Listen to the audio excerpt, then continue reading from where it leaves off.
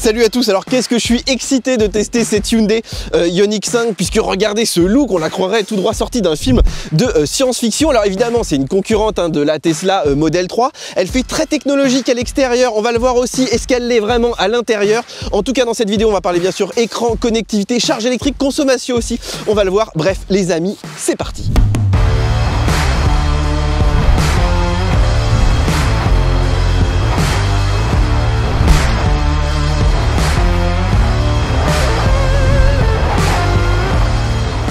Alors niveau design, je trouve que c'est assez clivant. Moi j'aime beaucoup Sylvia qui est derrière la caméra, un petit peu moins avec ce look futuriste, ces angles taillés à la serpe. L'avant et l'arrière, moi je les trouve vraiment très réussis. Sur les côtés, bon, il y a des éléments de style, des fois que je trouve un petit peu bizarre, mais dans l'ensemble, il faut savoir que vous êtes nombreux à vous retourner dans la rue. En fait, contrairement au Tesla Model 3 qu'on voit un petit peu partout, et ben ici on a vraiment le prix pour l'instant de l'exclusivité. Et puis dernier point, regardez cette couleur un petit peu vert olive qu'on voit pas souvent, on voit souvent le gris. Et ben écoutez, finalement, je la trouve assez réussie. Alors on se fait un petit peu avoir sur les photos puisque on dirait un peu une Golf en fait, alors qu'en réalité regardez c'est quand même un gros SUV. Rien que la hauteur, regardez, moi je fais un peu plus d'1m70, elle fait quasiment ma taille, elle est plus haute donc qu'une Tesla Model 3. Elle a aussi une bonne garde au sol, ça c'est cool hein, sur les petites routes de montagne. Alors en longueur elle est un peu plus courte qu'une Tesla Model 3, mais par contre elle est un peu plus large, donc des fois dans les parkings c'est pas forcément évident à garer. Et surtout que le rayon de braquage est pas en fait terrible, même si elle braque bien, regardez, on a un empattement de 3 mètres hein, la distance entre les deux roues. Et ça je vous garantis que si vous faites pas attention à la partie arrière, vous pouvez vraiment l'abîmer hein, par ici. Alors regardez ces feux comme ils font futuristes, hein, c'est vraiment très beau, on dirait du pixel art. Alors malheureusement ils sont pas Matrix LED et même en option c'est pas disponible, ça c'est dommage, hein, vous savez, pour rouler en plein phare en continu. Par contre regardez ici le petit bandeau LED là qui s'allume, moi je trouve ça assez stylé. Bien sûr on a de la conduite semi-autonome ici, on a un gros radar, on a bien sûr une caméra, on en a une autre là-bas également. Et surtout c'est une voiture comme chez Tesla hein, qui va être capable de se garer et même de sortir des places toute seule, on le verra juste après. Alors à l'avant on s'attend à trouver un frunk, hein, on est sur une voiture électrique donc un petit coffre à l'avant. Par contre regardez c'est un peu à l'ancienne, là il y a un petit bitonio à déboulonner, il y a une deuxième partie ici et surtout là ça fait que 24 litres contre 50 litres hein, sur les Tesla y compris les bimoteurs, puisque ici sur la version 4 roues motrices vous avez donc 24 litres, par contre sur la version propulsion vous avez à peu près 50 litres, donc comme la Tesla, mais ça reste quand même moins qu'un modèle Y hein, qui fait quasiment le double. Alors regardez à l'arrière, il n'y a pas d'essuie-glace, ça c'est un petit peu dommage hein, quand il y a des intempéries. Par contre il y a une fonction qui est assez amusante, regardez, je me mets vraiment près du coffre, j'arrive avec mes petits sacs de course, il faut vraiment être tout devant hein. Et là vous avez le coffre en fait qui va s'ouvrir automatiquement, vous n'avez pas besoin de faire de coup de pied, vous savez, qui marche pas forcément. Et là regardez on a un beau haillon, ça par rapport à une Model 3 c'est vraiment un atout, d'autant qu'ici en fait on a le même volume que sur une Tesla Model 3, mais regardez on peut charger beaucoup plus haut. On a aussi un petit cache bagage qui est assez pratique, même si je le trouve un peu bas hein. Voilà, ici il faudra mettre les valises à plat en dessous. On a encore un sous-coffre là qui est voilà, bon, vous pouvez mettre les câbles, je pense que ça suffit largement. Bref, dans tous les cas ce volume est beaucoup plus utilisable que chez Tesla. Alors ici il n'y a pas de caméra sur les montants, il n'y a pas de mode sentinelle pour faire de la surveillance de voiture comme chez Tesla. Par contre il y a une fonctionnalité assez pratique au niveau sécurité, c'est que si vous êtes à l'arrière, si vous essayez d'ouvrir la porte côté route, et ben il va la bloquer tout simplement parce qu'il va voir une voiture arriver. Donc ça c'est un niveau de sécurité notamment pour les enfants qui est vraiment intéressant. Alors un truc que j'adore et qui peut se révéler très pratique, là par exemple on l'a garé dans un box à Paris, c'est regardez, j'appuie sur un petit bouton de la télécommande, j'allume le moteur, là je maintiens enfoncé et regardez, et ouais, ma voiture est téléguidée les amis, donc là elle peut reculer. Je peux aussi la faire bien sûr avancer, alors elle va activer tous ces capteurs évidemment hein, pour pas rentrer dans les murs. Alors on va voir Sylvia si ça marche, hein, si elle arrive à aller vers toi. Et vous voyez qu'elle s'arrête, hein, si vraiment elle a l'impression qu'il y a une petite bosse ou quoi, et si vous relâchez la télécommande elle va s'arrêter bien sûr tout de suite. Bon on va chercher une place et regarde on va demander à la voiture de le faire, donc il suffit d'appuyer ici un petit peu longtemps. Et là il scanne en fait, il regarde s'il voit une place. Bon bah, il n'y a pas de place quoi. En fait, il faut aller assez vite, sinon il n'en voit pas forcément. Voilà. Là, on lui demande comment il veut se garer. Donc là, il nous laisse que un choix, c'est de faire ça. Et là, regarde, je vais sortir de la voiture parce que j'ai pas envie de rester dedans.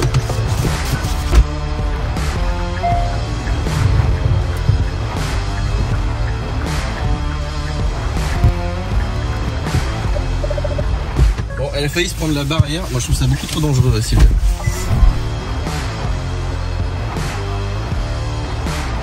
Bon là il a failli me refaire la jante sur le trottoir, donc il a pas vu le trottoir.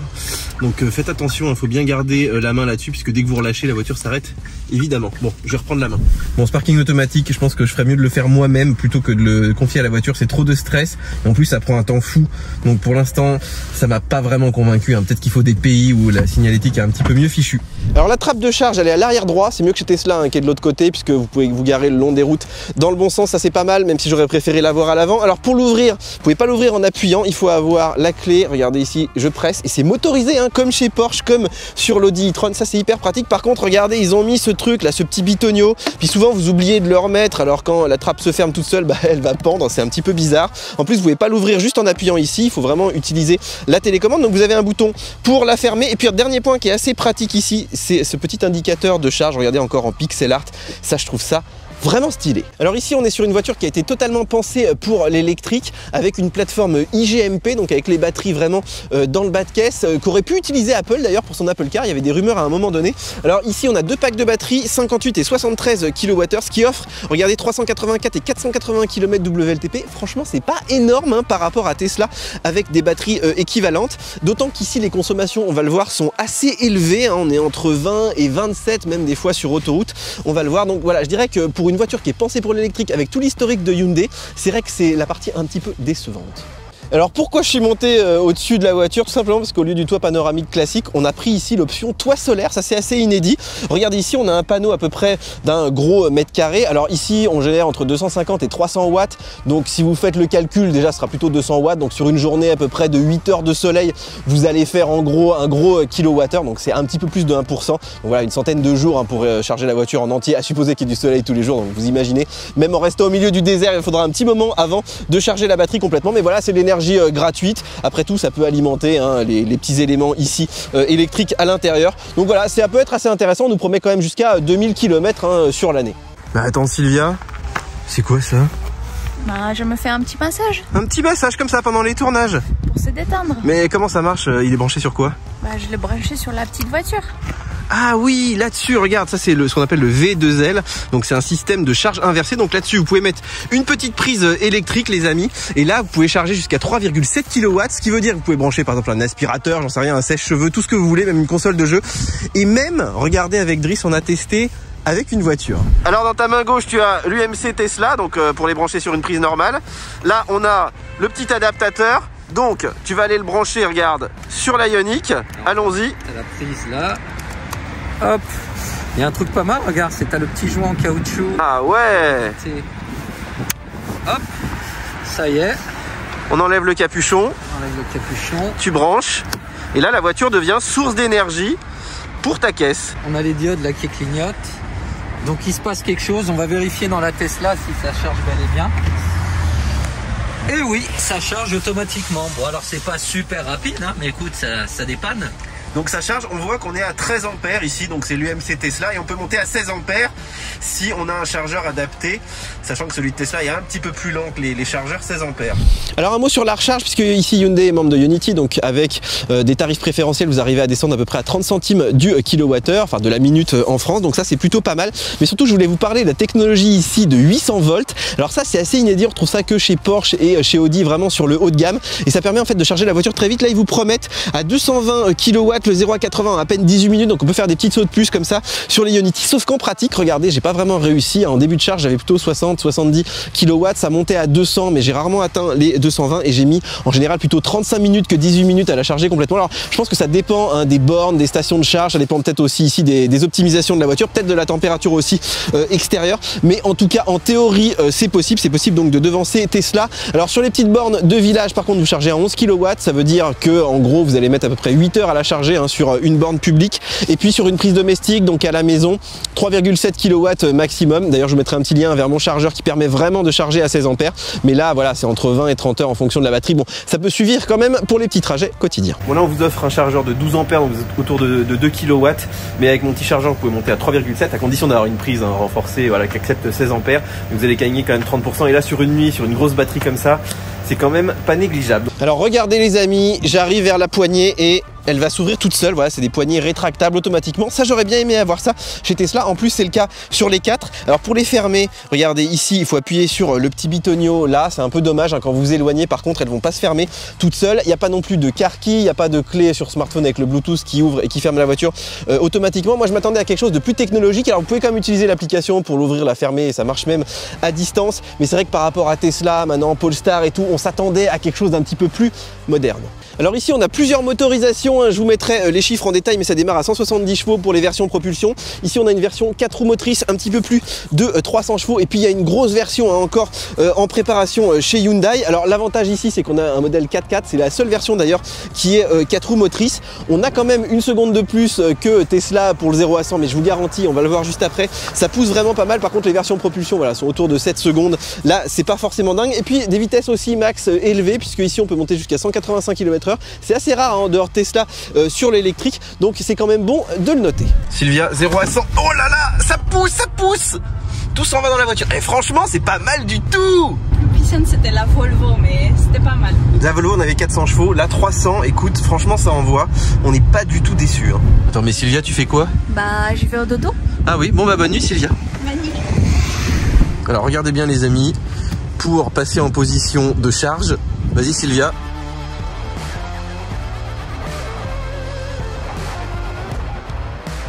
Sylvia, c'est plus confortable que la Tesla? J'avoue que oui. Ouais, à l'arrière, c'est le grand luxe. Plein de petits détails en fait qui... Comme par exemple? Mais là, les petits boutons derrière. Réglage électrique, Ici. petite climatisation. Ouais, ça pour Les bras. Petit port USB, là-bas. USB-A par contre. Ouais, on n'est pas comme dans une Mercedes EQS là. On a plein de place. Alors c'est vrai qu'en termes de qualité perçue, franchement, ils ont fait énormément de progrès. Les Coréens, on le voit par exemple avec ces sièges qui sont à la fois confortables, qui présentent très bien, qui ont un bon maintien, vraiment géniaux. Après pour le reste, je suis un petit peu partagé. C'est vrai qu'il y a un mélange de matériaux qui est assez agréable, mais ça fait encore un petit peu plastique du début des années 2000. Voilà, je trouve qu'on n'est pas encore dans le premium, même à la française. Hein. Regardez ici, on voit les surpiqûres, mais tout ça fait très plastique, c'est pas très moussé. Là, il y a quand même encore beaucoup de plastique dur. Ici, regardez ici les petits boutons. Là, voilà, moi je trouve que ça fait un peu toc. On dirait qu'on l'a acheté sur AliExpress. Hein. Même chose pour le levier de vitesse ou encore ici les petits boutons. Et puis le volant, voilà, assez dépouillé dans l'ensemble. Moi, je suis pas très fan, notamment du plastique. Il n'est pas ici très agréable. Hein. On dirait du cuir. Je sais pas si c'est vraiment du cuir, mais en tout cas, je le trouve pas très sympa au toucher. Donc voilà, méfiance Hyundai, puisque vous êtes maintenant dans quand même des prix assez premium hein, sur ces voitures électriques. Et je trouve que quand on regarde d'un petit peu trop près, des fois on est un peu déçu. Bon, alors on est dans une voiture qui fait très moderne, regardez avec ces grands écrans, et pour autant il y a quand même encore beaucoup de boutons. Regardez ici par exemple pour tout ce qui est lève-vitre, verrouillage, les rétroviseurs, encore des bonnes grosses poignées de porte, là-bas encore pour tout le réglage des phares, de traction, même ici le frein à main hein, qui est un petit peu bizarrement positionné avec le auto hold. Bon, pourquoi pas. Le volant aussi, toute la partie audio, là regardez tous les boutons, on en a quand même beaucoup, plus on a encore des boutons tactiles, même chose ici, ça c'est pour toute la conduite semi-autonome. On a aussi pas mal de petits commodos, ici bien sûr avec également des petites palettes au volant, on va en reparler, tout ce qui est essuie-glace, bien sûr on a des boutons physiques ici à ce niveau, donc là pour le volume ça c'est assez pratique, des raccourcis vers la navigation, on y reviendra juste après pour tout ce qui est parking. Par contre la clim, regardez, alors c'est pas sur l'écran mais en fait c'est tout tactile quand même, donc là par exemple vous voulez mettre plus chaud, plus froid, voilà c'est par ici qu'il faudra passer, donc moi je trouve ça un peu casse-pied par exemple pour mettre chaud-froid, regardez ici là, c'est quand même des boutons qui sont assez fins, donc pas forcément facile à voir. Je terminerai par un truc qui m'a quand même pas mal gêné, c'est ce bouton stop start. Franchement sur une électrique, d'avoir encore un bouton d'allumage, c'est vraiment pénible, et d'autant qu'on oublie hein, souvent effectivement de la mettre en route, de l'éteindre, et en plus il faut l'avoir éteinte pour aller la brancher par exemple sur une borne, donc ça c'est un petit peu casse-pied. Alors la connectivité, c'est assez marrant, ils ont toujours de l'USB-A, regardez-moi ça. Donc ça c'est la prise pour CarPlay, donc il faut un ancien câble. Ici on a pas mal de place, on peut par exemple déposer le smartphone. Ici on a des portes gobelets, on a encore deux prises USB, mais là c'est pour la recharge, on a encore deux à l'arrière. Alors c'est toujours de l'USB-A, hein, ça c'est vraiment bizarre, donc la recharge entre guillemets assez lente. Ici on a un port de charge sans fil avec le petit indicateur ici, mais regardez il est tout caché, et puis il y en a qu'un seul. Là on a encore de l'espace hein, pour ranger des affaires, on a encore de l'espace à l'intérieur, regardez, de la coudoir. Et puis dernière petite astuce que j'aime beaucoup, regardez avec la petite tirette, on peut déplacer tout le bloc. Ça c'est vraiment hyper bien pensé. Alors un mot sur CarPlay, et regardez, alors il n'y a pas de CarPlay sans fil, ça c'est quand même assez important. Il est filaire, il est en plus en USB-A, et puis regardez, c'est un peu à l'ancienne, il occupe qu'une partie de l'écran. À droite, là on a la météo, et on peut pas enlever ce petit volet. Donc ça, je trouve ça quand même assez casse-pied, d'autant qu'il n'y a pas de répéteur ici au niveau du conducteur. Donc voilà, moi je dirais qu'au niveau de CarPlay c'est bien, mais quand on va beaucoup l'utiliser, on va le voir avec cette voiture, notamment Google Maps, bah franchement moi j'aurais aimé un écran beaucoup plus large, hein, comme chez BMW par exemple. Alors je voudrais vous parler du volant, parce qu'il y a pas mal de boutons, et je voulais vous montrer comment c'était fait. Donc sur la partie gauche, c'est plus la partie multimédia, la commande vocale. Là on a des boutons qui sont personnalisables, par exemple le bouton mode, ici vous voyez qu'on peut personnaliser. On a un bouton aussi de favoris, qu'on peut aussi personnaliser pour mettre le mode silencieux, etc. On a le bouton téléphone, là c'est pour le volume, là c'est pour changer de piste par exemple. Sur la partie droite, alors regardez, ça c'est très bien fait, ici c'est pour la conduite semi-autonome, vous appuyez, vous l'activez, c'est activé pendant tout le trajet, contrairement à Tesla par exemple. Là c'est pour le régulateur adaptatif que vous pouvez activer ou désactiver. Ici vous avez le petit bouton pour effectivement la distance avec le véhicule qui vous précède. Avec ces petites palettes là, vous réglez la distance avec le véhicule de devant, et puis toute cette partie là, la menu, ok, etc., c'est pour ici le petit menu là de l'écran principal. Donc faut s'y faire, hein. Il y a quand même beaucoup de boutons ici, mais dans l'ensemble je dirais que ça va. Moi l'interface elle vient quand même assez rapidement. Alors un mot sur ces petites palettes qui servent à régler donc la régénération, hein. Ça c'est vraiment très pratique. Donc moins fort ici, plus fort ici. Si vous cliquez plein de fois, vous avez accès à la e-pédale, donc la conduite à un pied, hein, avec vraiment l'arrêt maximal comme on l'a vu pendant la conduite. Donc ça c'est très pratique. Par contre il garde pas le réglage, voilà, donc vous êtes obligé de le mettre à nouveau à chaque fois. Alors un petit mot sur le levier de vitesse qui est en fait comme chez Tesla ou comme chez Mercedes, hein, quasiment, puisque ici il suffit de tourner vers le haut pour drive, voilà, pour aller en arrière c'est un petit coup vers le bas, un petit coup ici pour le mode parking. Là vous avez juste ici le bouton pour allumer la voiture, donc tout est un peu au même endroit, c'est proche du volant. Enfin moi dans l'ensemble je trouve ça assez ergonomique, on s'y fait vraiment très très bien. Alors on commence avec cet écran au niveau du conducteur, regardez, qui est absolument gigantesque. En fait il fait la même taille que l'écran principal, ce qui est un peu bizarre et ce qui est pas toujours très productif. Regardez, puisque ici par exemple si je veux voir la vitesse et si je suis grand, bah, je la vois plus, c'est très vite masqué par le volant, de même que les infos qui sont à droite ou en haut par exemple. Donc voilà, si vous êtes petit ça peut avoir l'effet inverse. En tout cas bon, l'interface est quand même assez lisible, il y a beaucoup d'infos, hein. C'est vrai qu'il faut prendre le temps. Par exemple il y a le pourcentage de la batterie, ça c'est très rare, hein. Très peu de constructeurs le proposent. Vous voyez ici la température, là c'est de la conso instantanée, vous avez la conso moyenne, vous avez aussi l'autonomie là tout en bas, vous avez l'odomètre bien sûr. Alors là on est en train de charger, c'est intéressant, regardez, il nous met la puissance, donc ça c'est très pratique de voir à quelle puissance on charge avec la durée restante. Et puis sur le centre, là on a des infos de consommation qu'on peut faire varier avec ce petit bouton, regardez ici.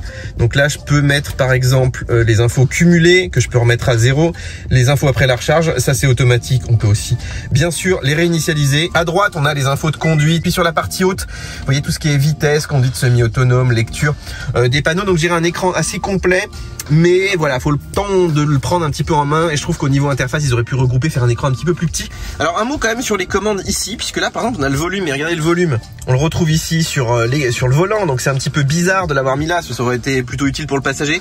Et puis on peut pas changer de musique là par exemple, c'est assez bizarre. On a aussi des raccourcis pour map et nav, mais c'est quasiment la même chose. Les médias aussi, en fait on n'a pas de raccourci non plus vers CarPlay, ça aurait pu être utile, mais ça vous pouvez un petit peu le customiser. Là on a tout ce qui est réglage de radio, mais on va voir c'est assez mal fait. Là c'est vraiment tout ce qui est parking, donc caméra, recherche de parking, le parking automatique. Et puis regardez ici, alors là moi je trouve ça un petit peu perturbant, puisque bon là on a compris chaud-froid, mais par exemple ici regardez, vous appuyez sur Climate. Donc là je vais appuyer en même temps que vous. Donc là vous arrivez en fait sur toutes les infos effectivement liées à la ventilation, donc avec pas mal de réglages. Vous voyez que c'est un petit peu fouillis quand même tous ces menus, il y a quand même beaucoup de choses.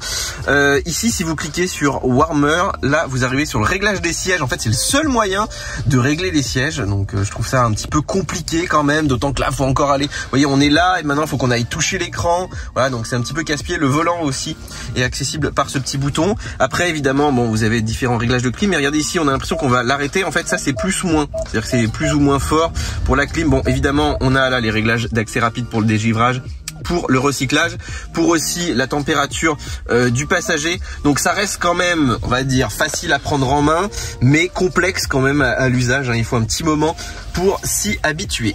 Bon, alors on va parler de cet écran principal qui est quand même une des grosses nouveautés. Moi je m'attendais vraiment à quelque chose qui a été totalement réinventé. Alors c'est vrai qu'on a une home assez sympathique ici. D'ailleurs regardez, on peut régler une petite ambiance sonore. Il y a même des ambiances sonores proposées par la voiture. Mais regardez, tiens, un petit problème là. On arrive là, bah, on sait pas, on est dans CarPlay. Comment est-ce qu'on revient à la voiture? Alors soit vous utilisez ici le menu Hyundai, voilà, mais bon ça revient à l'écran principal. Soit vous utilisez ici, moi je me suis fait un petit raccourci là, pour revenir ici. Puis là vous avez donc un bouton pour revenir en arrière et une petite maison qui revient à l'écran principal. Donc vous avez 3 pages, hein. La première page avec des petites infos de météo, tout ça, mais pas vraiment très utile. Là vous avez toutes les fonctionnalités et là c'est une deuxième partie des fonctionnalités. Vous avez encore ici un petit menu. Regardez ici, bon ça c'est pas grand chose, hein, c'est pour modifier les icônes par exemple de l'écran d'accueil. Vous pouvez aussi changer de paramètres, vous avez plusieurs profils de conducteurs. Donc je dirais oui, c'est relativement moderne, mais ils n'ont pas non plus réinventé la roue, hein. Là on dirait un petit peu les menus déjà d'il y a quelques années. On est encore loin d'une expérience chez Tesla avec un grand écran. Là ça fait encore pitchoun, hein. On a l'impression qu'on navigue encore dans des menus et des sous-menus un peu à l'infini. Alors on regarde le menu EV. Vous voyez ici on est en train de charger. Par contre ici on n'a pas d'indication, hein. En fait c'est ici au niveau de la puissance. Là on n'a pas beaucoup d'infos. Par contre regardez, on a des infos de toit solaire. Et là la voiture aurait généré 33 kWh depuis sa sortie d'usine. Voilà, puis ça augmente un petit peu. Bon c'est vraiment pas terrible, hein, en termes de charge. Je vous ai dit 1% par jour.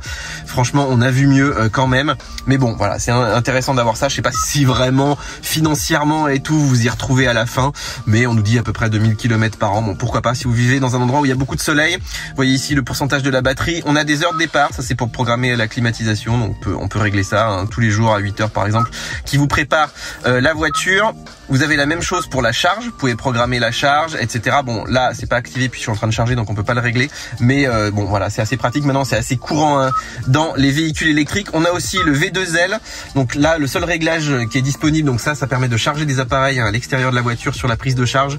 Et vous pouvez dire de pas utiliser le V2L en dessous de X% de la voiture, donc c'est possible de régler tout ça. Alors regardez, on a aussi des petits réglages ici.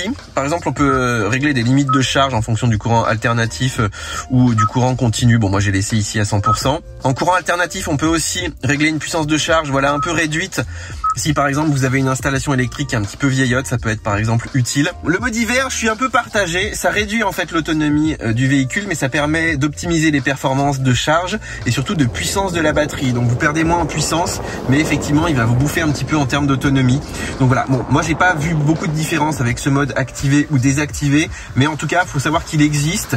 Et que là aussi c'est quelque chose d'assez exclusif, hein. Il y a très peu de véhicules qui proposent comme ça ce mode hiver, ou alors il est automatique, hein. Et dernier point, un petit mode qui est assez intéressant aussi, c'est le mode utilitaire. Si vous faites du camping, si vous restez au même endroit assez longtemps, en fait ça va permettre d'utiliser la batterie haute tension, donc la batterie principale du véhicule, pour tous les appareils électroniques. Et ça c'est utile puisque d'habitude ça utilise la batterie 12 volts, donc elle peut se décharger assez vite si vous avez des ordinateurs portables branchés, des petits chauffages, etc.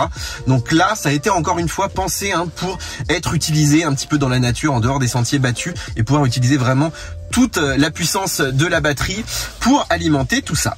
Bon alors grosse déception au niveau de la planification d'itinéraire, au niveau du GPS, puisque regardez ici, bon déjà ça fait assez vieillot, et puis surtout regardez là je suis par exemple en train de charger une borne, regardez ici je fais info, il sait même pas si elle est en cours d'utilisation ou pas. Bon il y a quand même un des indicateurs, on sent qu'il y a quelque chose qui se prépare, mais ici il nous dit par exemple voilà il y a du CCS alors qu'il n'y a pas de CCS ici, on est vraiment sur une petite borne de village. Donc c'est vrai que c'est assez décevant de pas avoir une intégration comme ça, et surtout il n'y a pas de planificateur d'itinéraire comme chez Tesla où il vous dit vous allez vous arrêter tant de temps sur telle borne. Non, vous avez de la petite recherche de borne, mais c'est vraiment local, donc c'est extrêmement mal fait. Il paraît que ça va arriver, mais en attendant je vous renvoie la petite vidéo que je vous ai fait, hein. Il faut utiliser ChargeMap, Better Route Planner, etc., faire ses itinéraires à la main, donc préparer son trajet. Franchement moi je confierais pas pour l'instant cette voiture à ma grand-mère en l'état, hein, puisque effectivement préparer un itinéraire sans avoir été briefé avant c'est quasiment impossible.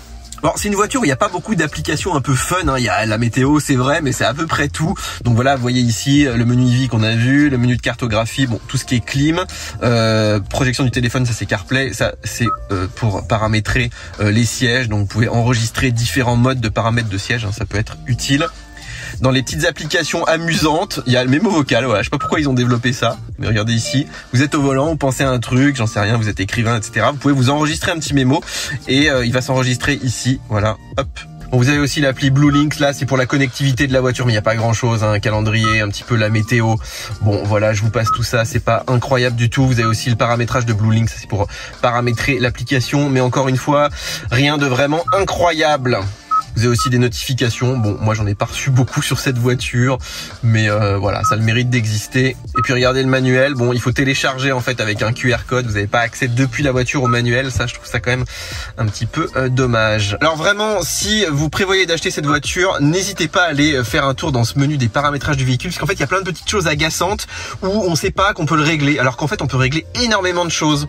Par exemple, ici, vous avez un régulateur de conduite qui va être plus ou moins intelligent. Vous allez pouvoir régler assez finement, par exemple, les types d'accélération, la réactivité derrière. Donc ça, c'est vraiment cool d'avoir accès à ces réglages, hein. C'est quand même assez rare.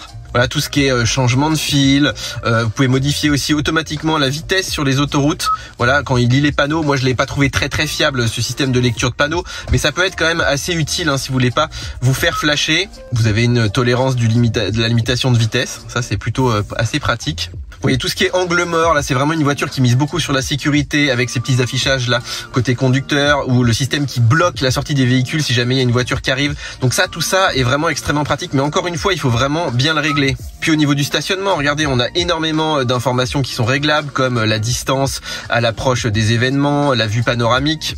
On peut régler l'afficheur tête haute, regardez, avec la réalité augmentée ou pas. On peut aussi choisir hein, les différents contenus qu'on veut à l'intérieur.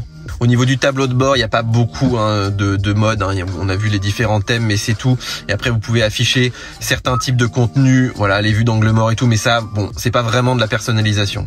Ça c'est sympa, c'est comme chez Tesla, quand vous sortez de la voiture, il vous repousse le siège, donc pour pouvoir sortir un petit peu plus facilement. Alors là aussi, pour tout ce qui est déverrouillage, ouverture du coffre automatique, déverrouillage centralisé des portes, il y a beaucoup de réglages. Vous pouvez désactiver le haillon électrique, vous pouvez régler la vitesse d'ouverture, la hauteur d'ouverture aussi, le haillon intelligent quand vous mettez derrière qui s'ouvre automatiquement. Donc allez faire vraiment un tour dans ces menus, puisque on a la possibilité de le régler. Hein. C'est pas toujours le cas sur les constructeurs. On peut regarder, régler aussi si on veut activer ou pas la charge sans fil. Hein. Des fois il y a des messages d'erreur qui apparaissent quand vous mettez des choses à l'intérieur. Donc voilà, tout un tas de réglages du véhicule, il faut vraiment y aller puisque ça se règle quand même assez finement et ça c'est quand même une bonne chose. Alors regardez, là je suis dans le thème blanc parce que je trouve ça un peu plus stylé avec les contours blancs, mais vous pouvez mettre un thème noir. Par contre il n'y a pas de bascule automatique, c'est un petit peu bizarre la nuit, vous avez tout qui s'éclaire en blanc et puis ça je trouve pas forcément très lisible, notamment sur la partie cartographie. Alors un petit menu aussi de paramètres généraux, vous voyez qu'il y en a un petit peu partout. Ici, juste pour vous montrer qu'il y a des mises à jour, donc ils sont censés nous apporter un meilleur planificateur bientôt. Bon après voilà, vous avez des informations système avec le stockage et tout, c'est assez rigolo de voir 128 Go ici, avec vos données, avec la langue, le clavier, enfin voilà, des choses assez classiques, hein. Mais dans l'ensemble, rien de vraiment exceptionnel dans ces petits réglages. On a quand même un système, je dirais un peu de l'ancien monde quand même. Bon, on teste la reconnaissance vocale 2 minutes. Allez, rue de la Paix à Paris. Début du guidage. Bon, vous voyez que ça marche pas trop mal pour donner des adresses. Donc dans l'ensemble, ça marche bien. On va essayer pour la clim. J'ai chaud. Veuillez répéter votre demande. Quelle est la météo à Nîmes? Actuellement, il fait ensoleillé à Nîmes. Combien de temps pour aller à Paris? Je ne vous ai pas bien compris. Mets la température à 22. Température sur 18 degrés Celsius.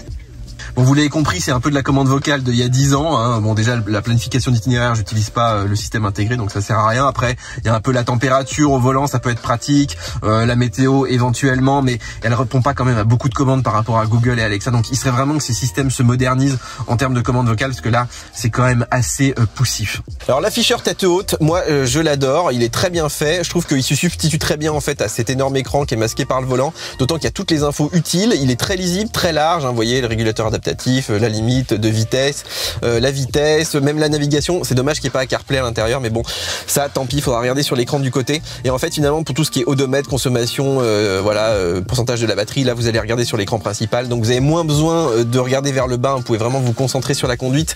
Et ça, c'est un atout majeur, n'est-ce pas, Elon Musk?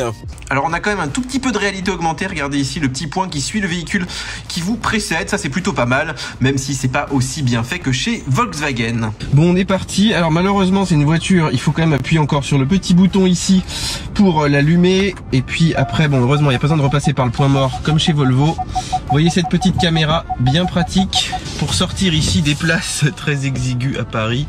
D'autant que c'est une voiture qui est très longue, hein. Alors au niveau de la conduite en ville, moi je la trouve très agréable. Regardez ici, on n'entend absolument rien, c'est très bien insonorisé. En plus je trouve qu'on la vite bien dans l'œil et c'est une voiture qu'on apprécie très vite. D'autant que les amis, il y a un truc vraiment que j'adore, c'est la conduite à un pied, à une pédale, la one pédale. En fait pour l'activer il faut appuyer sur la petite palette ici sur le côté et ça vous permet d'aller jusqu'à l'arrêt complet. Regardez, j'arrive jusqu'au feu ici, je relâche et la voiture va s'arrêter complètement Donc c'est moi qui dose l'arrêt comme chez Tesla. Et ça, il n'y en a pas beaucoup qui le font. Si seulement on pouvait le laisser activer par défaut, ce serait super. Alors regardez, petit essai sur le périph' de la conduite semi-autonome. Là il se met à biper, mais il met quand même un petit moment avant de biper. Et malgré voilà la signalétique qui est pas toujours bien faite au sol, et ben très franchement la voiture se comporte très bien. Elle freine avec le régulateur adaptatif, donc on peut quasiment ne rien faire dans les bouchons. Bon, à Paris c'est moyennement adapté parce que vous avez des gens qui vous sortent un petit peu de partout. Il faut quand même être bien en alerte, donc gardez les mains sur le volant. Vous voyez ici les insertions et tout, faut vraiment pas laisser la voiture conduire toute seule, mais sur l'autoroute c'est beaucoup plus sécurisant. Puis regardez ici, je veux tourner à gauche, là il m'affiche la caméra ici, la caméra sur le côté hein, pour voir bien dans les angles morts. En fait c'est une espèce de rétro numérique en plus du vrai rétro, donc ça c'est vraiment très pratique, très bien vu. J'aimerais bien que d'autres constructeurs le fassent, qu'ils ont hein, ces petites caméras qui sont bien positionnées.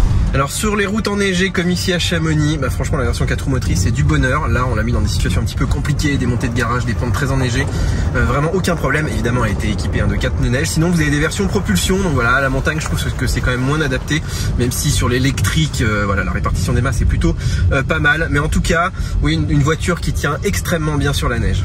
Alors ici sur ces petites routes du Luberon, et ben écoutez, on peut tester les suspensions. Et c'est vrai que là quand on prend des virages un petit peu serrés, même en étant en mode sport, ben, franchement la voiture est assez souple. Moi je dirais qu'il y a quand même pas mal de roulis. C'est pas du tout hein, rivé au sol comme chez Tesla, mais où les suspensions sont quand même un petit peu plus dures. Donc oui, on peut se faire plaisir parce qu'il y a de la puissance, mais là c'est vrai que c'est voilà, on se croit dans un taxi new-yorkais, dans un petit bateau. Et d'ailleurs à l'arrière, je pense que les enfants, à mon avis, seront malades assez vite si vous n'allez pas tout doucement. Alors, vous entendez les amis ce petit bruit, là on est dans les gorges du Verdon, donc c'est vraiment magnifique. Et ben malheureusement on a des bip bip comme ça tout le temps, parce que si vous ne roulez pas pile au milieu de la voie, dès que vous mordez un tout petit peu ou même vous approchez trop des traits du centre, et ben ça va biper. Et ça fait partie des petites choses des fois qui m'agacent sur les voitures et que c'est pas toujours facile à désactiver. Bon Sylvia, est-ce que tu aimes bien cette petite Ioniq 5 à l'intérieur? Comment tu la trouves? Écoute, j'adore. Il y a plein de petites surprises. L'appui-tête est géniale. Alors l'appui-tête, regardez les amis, voilà, il peut bouger comme ça ici là sur la largeur, donc ça c'est pas mal. Tout est très confortable. Les sièges sont incroyables. Les sièges ont un super maintien ici et ils sont hyper confortables.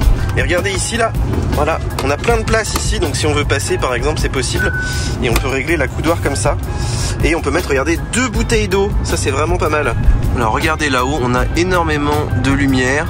On peut allumer beaucoup de choses et la nuit ça éclaire énormément. D'ailleurs je vous ai fait un épisode dont refait le Mac rien qu'avec cette lumière là. Donc ça c'est vraiment pas mal. Bon par contre il faut choisir toit panoramique ou toit solaire. Nous on a choisi le solaire. Voilà, pour avoir de l'énergie un petit peu gratuite quand la voiture est dehors. On est un peu cool. On est un peu, ouais, un petit peu. Et regardez, on a des petites poignées, ça on aimerait bien hein, sur la Tesla Model 3, Model Y, je sais pas pourquoi ils en ont pas mis, surtout pour le passager. Et regardez, un truc super bien. Et ouais, ça s'ouvre en mode tiroir et c'est hyper pratique, du coup c'est vachement plus profond. Bon Didier, combien on a consommé? Écoute, c'était toi qui étais au volant, on a fait 62 km en 1 heure, donc voilà du 50 de moyenne, hein, sur les petites routes ici c'est normal. Par contre, on a consommé 19 kWh au 100. Très économique. C'est pas ouf. Les Tesla, franchement les amis, ils sont à 14-16 hein, sur les petites routes. Donc là, encore une fois, cette voiture, voilà, elle consomme quand même beaucoup. Bon, petit test sur autoroute, regardez, on est à 100%. Il nous dit qu'on a 2 heures de trajet, 226 km. Donc on va voir la consommation de cette voiture. Évidemment, je vais respecter les limitations de vitesse. Alors un petit point quand même sur la conduite semi-autonome après plusieurs milliers de kilomètres. Regardez ici, il y a beaucoup de vent. Et ben la voiture a du mal à compenser. Des fois, elle prend trop l'extérieur. Et là, dans les virages aussi un petit peu plus compliqués, comme dans des courbes qui serrent un peu beaucoup, bah des fois elle prend trop l'extérieur, on arrive trop sur les camions, ou alors elle prend trop la corde et des fois on manque là de prendre la barrière. Donc voilà, elle est quand même beaucoup moins fiable que chez les Allemands, mais je dirais que dans l'ensemble ça va à peu près, faut pas exagérer non plus. Bon, je vous montre le changement de voie automatique, donc il suffit de mettre le clignotant comme ça et de donner un tout petit coup de volant. Regardez, voilà, c'est comme chez Mercedes, sauf qu'il faut donner le petit coup de volant. Là c'est un peu comme chez Tesla, et voilà, il se recale tout seul. Et vous voyez qu'il y a des petites indications aussi dans l'afficheur tête haute. Donc voilà, c'est un peu spécial, mais ça marche, on va dire, la plupart du temps. Il regarde bien à gauche et à droite, qu'il n'y ait pas de voiture. Alors regardez comme la lecture de panneau fonctionne mal. Là, il nous voit à 90 alors qu'on est sur l'autoroute, hein, c'est limité à 130. D'ailleurs, Google peut en témoigner. Et du coup, il va adapter la vitesse automatiquement à 90. Vous voyez, là, il vient de récupérer seulement le 130. Donc ça marche vraiment pas terrible. Donc je vous conseille de désactiver le limiteur qui s'adapte en fonction de la reconnaissance des panneaux. Bon, on est à arrivé, regardez ici avec 222 km et regardez la conso là, bon alors c'est particulier, il fait 5 degrés, l'autoroute était quand même assez vallonnée mais quand même presque 30 kWh au 100, moi je trouve ça inadmissible hein, sur un véhicule comme ça. Il nous reste 6% de batterie, on nous dit à peu près une quinzaine de kilomètres, donc là on peut vraiment espérer aller 230 km vraiment en touchant le bout, ce qui est quand même assez fou avec une grosse batterie comme ça. C'est ce qu'on a sur un ID3 hein, globalement, sur vraiment des batteries qui sont plus petites, des tarifs surtout beaucoup moins chers, donc vraiment j'espère qu'ils vont faire des efforts sur l'efficience sur les prochains modèles, mais en tout cas moi je serais très stressé hein, d'avoir un véhicule comme ça, surtout ici en hiver. Bon, on passe à l'application mobile, vous allez voir, ça va aller assez vite. Alors l'application est assez simple, hein, il n'y a pas beaucoup d'informations, mais il y a le principal. Par exemple ici on voit pas la bonne couleur de la voiture, voilà, ceux qui ont une Tesla comprendront. Ici l'autonomie, là l'état de la voiture, on peut activer la clim et verrouiller, mais c'est à peu près tout ce qu'on peut faire hein, au niveau des ouvrants, etc. On voit la température extérieure, vous voyez ici on voit si la voiture est fermée ou pas. On voit sa position aussi sur une carte, on y reviendra. Là on a des infos de calendrier personnalisées, hein, synchronisées avec votre calendrier. C'est assez pratique. Après, on a vos trajets. Donc, vous pouvez analyser vos trajets. Mais regardez, je vous donne un exemple. Ici, on a la distance parcourue, la vitesse moyenne. Mais c'est à peu près tout. C'est pas très intéressant comme info. Voilà, on peut définir la limite de charge. Mais regardez, il se remet à 50% alors que je l'ai mis à 100% sur la voiture. Donc, je sais pas pourquoi il me fait ça. Mais bon, c'est assez bizarre. Là, je peux le renvoyer au véhicule. Mais on dirait que ces infos-là sont pas toujours très temps réel. C'est un peu le stress qu'on a avec cette appli. C'est que des fois, les infos sont pas bonnes, quoi. Alors, regardez ce menu. On l'a à chaque fois qu'on lance l'application, donc c'est quand même assez pénible. Donc ça c'est toutes les commandes à distance, donc on peut verrouiller la voiture, activer la clim, déverrouiller, on peut arrêter la charge, débuter la charge, c'est tout. Mais c'est quand même assez limité. Évidemment la clim, là vous pouvez régler la température. Voilà, vous pouvez programmer quand même vos charges, même si c'est dans un petit sous-menu, c'est un petit peu caché. Mais vous pouvez le faire à la main avec voilà, des heures, des températures aussi de clim. Vous voyez l'état de la charge, mais vous voyez pas la puissance de charge par exemple. Vous voyez si vous avez des charges programmées. Là vous avez vraiment ce petit menu statut qui est très complet. Vous voyez même tous les ouvrants, voir dans quel état ils sont. Donc ça peut être quand même assez utile. Bon, ils adorent hein, avoir des petites statistiques partout. Regardez le nombre de démarrage du véhicule. Je sais pas si c'est utile d'avoir ça. Le temps d'utilisation du moteur. Bon, pourquoi pas. Là vous avez un menu de cartographie, alors vous pouvez pas faire grand chose, puis regardez il n'y a même pas de recherche de bornes ici. Donc vous pouvez par exemple programmer, je sais pas, une destination, par exemple Paris. Allez, on va aller à l'aéroport de Paris-Orly. Donc voilà, là on peut juste envoyer au véhicule. Donc ça sert pas vraiment à grand chose, hein. Vous voyez pas le temps que vous allez passer par exemple sur les bornes. Alors, vous avez une petite option amusante, c'est du guidage en réalité virtuelle. Mais bon regardez, est-ce que c'est vraiment utilisable? Vous allez tenir votre iPhone à la main. C'est un petit peu bizarre. Voilà, après vous avez tout un tas de petits réglages d'utilisateurs, parmi lesquels vous avez comme des notifications, donc ils vous indiquent un petit peu si la charge s'est arrêtée, etc. Vous avez aussi l'identification biométrique, mais là j'étais obligé de le remettre à chaque fois, ce qui est quand même un petit peu pénible. Et puis après voilà, les unités, etc. Rien de vraiment super intéressant.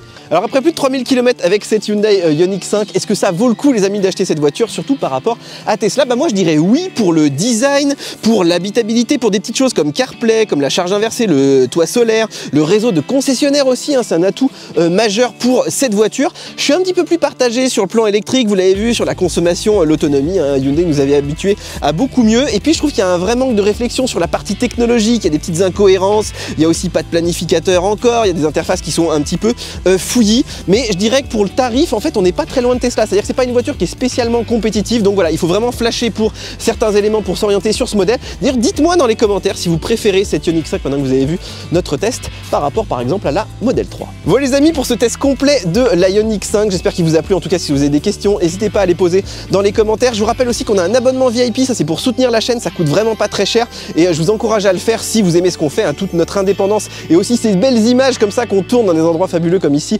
à Gordes. Bien sûr on like, bien sûr on s'abonne à la chaîne, bien sûr on télécharge nos applications mobiles pour des bons plans pour de l'actualité technologique et nous on se retrouve très bientôt pour de nouveaux essais. Ciao ciao.